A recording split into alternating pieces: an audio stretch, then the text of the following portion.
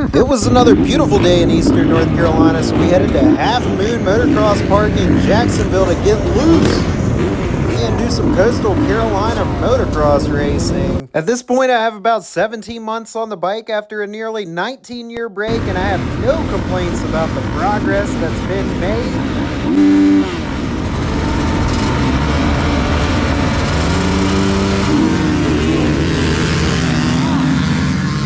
But there's always going to be room for improvement, and I need to work on my starts, and you got to make sure to get that bike warm before you get going.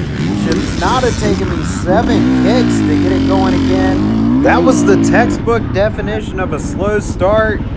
Nonetheless, it turned out to be an awesome day and an awesome race. I've only been here to Halfmoon 3 times, all 3 times for race, and last year in April, my fastest lap was 1 minute 41 seconds. 3 months later in July, my fastest lap was 6 seconds quicker, 1 minute 35 seconds. 8 months later, we've gone back. This month in March, my fastest lap was 1 minute and 23 seconds. So I've shaved 18 seconds off this track in a little less than a year.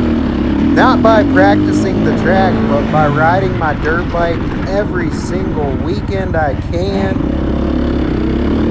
And the older you get, it really gets hard to find time for your hobbies. So I feel really blessed to be out here. And I want y'all to know that I'm absolutely having the time of my life, even if we're floating around in last place right now. I probably could sandbag it up in open beginner class, but we're trying to get better and race some fast people. It's the only way to do it, so here we are. And to explain what's happening here, I was on the gate with 450C, which only had 2 riders, and 25 plus amateur, which had 5 riders, the class I was in. Shortly after they dropped the gate for us, they dropped the gate for Schoolboy 2, which had 7 or so riders. So part of stalling the bike and then having to kick it 7 times is knowing not only are you already 15 seconds behind the guys in front of you off the start, but there is some really fast young bucks right behind you. It's a pretty stressful situation.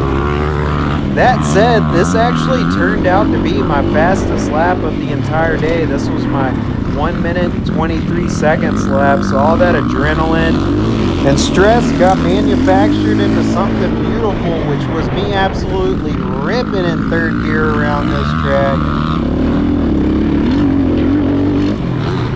It's roughly this moment that I realized we've actually already caught 4th place. But before we get there, we're going to have to get sketchy for a second. And I did not even like watching that. I did not like participating in that. I tried to get out of the way, almost went off the track myself. He went off the track. I think we all got scared a little bit. So I think I make the pass, and then it turns out I didn't make the pass. And I'm like, well, I'm going to go ahead and make the pass. And then he makes the pass back. But the one thing I know is the truth from nearly 20 years of racing BMX, especially if you caught somebody, you don't have to force the issue. Let the pass come to you. We've got a couple of laps left. I'm obviously going faster if I caught up, so I'm going to wait and let the pass come to me.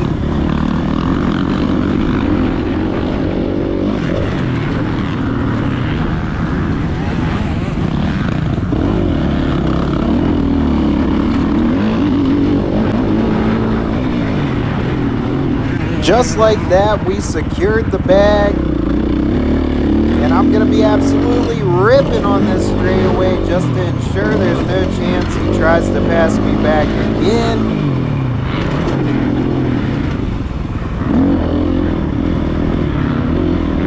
And I'm sure several people at home are going to note that we're not actually jumping the finish line jump. I want to talk more about that in a second, but first, oh Lord, it's coming. All day long, I've been using this run-up to accelerate and rip this lip. However, this time I hit some acceleration bumps, got knocked sideways, can't throttle if your back wheel's not on the ground, and I'm just lucky to have survived that one. Woo! Sideways and underpowered is not the way you want to hit any lip on any track.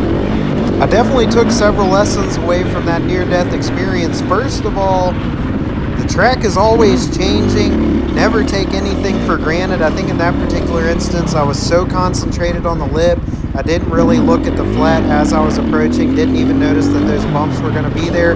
Second of all, even though you got arm pump, you're not absolved of your duty of holding on to the bike tight.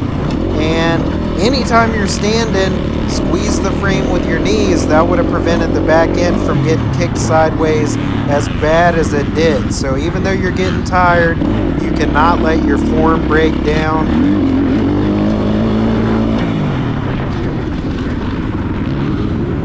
And with that said, I'm going to dive into my final point about not hitting the finish line jump. First of all, I've raced this track. It's my third time now. This was the first time I ever jumped any jump on the track. I did manage to jump everything clear, everything other than the finish line. Huge accomplishment in and of itself. And I told myself before the race, I've jumped jumps bigger than this finish line. I can jump the finish line. Obviously, I was a little bit nervous about jumping the finish line. I figured if I was in the pack and it was going to make a difference for how my race turned out, then I'd be able to follow the guys and get the speed. I was trying to follow in practice, couldn't get a good run in, mostly because it was really hard to identify if the guy in front of me was actually going to send it. A lot of times they were faking me out, revving the throttle up to the lip and then just slamming on brakes and stopping. So I'd get excited like, oh, I'm about to do it, and then I couldn't. Anyways, I said in the race, if you get the opportunity and you feel like you should, do it. Otherwise, you don't have to. The simple fact of the matter is if you crash and get hurt, you can't ride. If you can't ride, you can't get better. And more importantly, motocross is a lot of fun to me. I don't want to be hurt, not be able to ride, because I'll just be sad that I'm not out twisting throttles with the boys. So, could have hit the finish line, didn't. Next time I go to Halfmoon, hopefully it won't be for a race, and I'll finally just pull the trigger on it when I get some clean air and open space. But all that said, I had an absolute blast out here. Really appreciate all my friends for supporting me, egging me on to keep sending and be the best rider I can be. And as always, I really appreciate you all, the viewers, for supporting the channel. All I ever ask is if y'all press play. I do really appreciate that. It's a lot of work that goes into making these videos. I was going to be racing anyway, but still the back end, all this editing, narrating, and everything, it is a lot of work. I really do appreciate y'all. I'm going to let the next moto run without narration, so I hope y'all enjoy that too. Got a lot more races coming up, and going to finish out this CCMX Spring Series. Also going to try to qualify for the Loretta Regional one more time, NCMP April 12th and 13th.